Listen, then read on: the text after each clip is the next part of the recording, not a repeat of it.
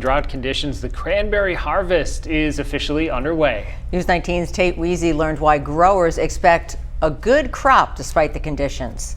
As autumn arrives in Wisconsin, it's time for a long-standing tradition that has shaped the state's culture and economy for centuries: cranberry harvesting. And Weatherby Cranberry Company in Warrens is hard at work. We're just picking the cranberries with our cranberry raking or picking machine.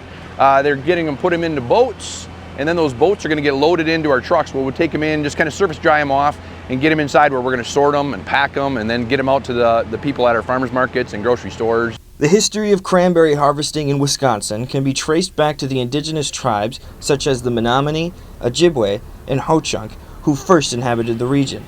They were the first to cultivate and harvest cranberries in the state's marshy wetlands. Cranberries were first harvested in the late 1800s.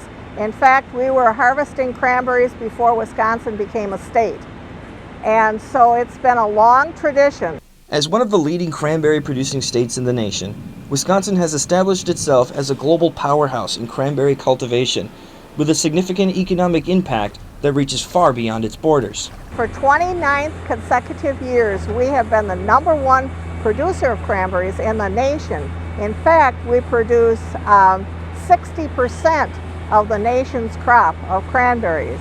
And for the cranberry industry itself, we contribute $1 billion with a B dollars to the state's economy.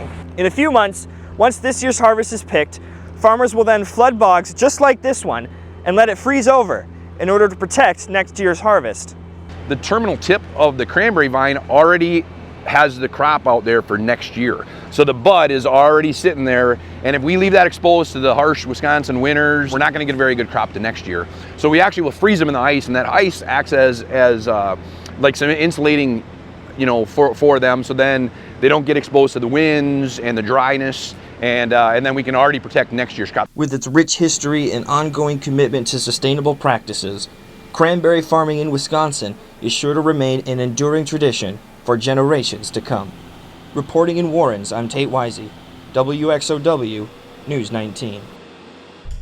Van Wychen says they're also preparing for the 50th annual Warrens Cranberry Fest happening this weekend. A lot to look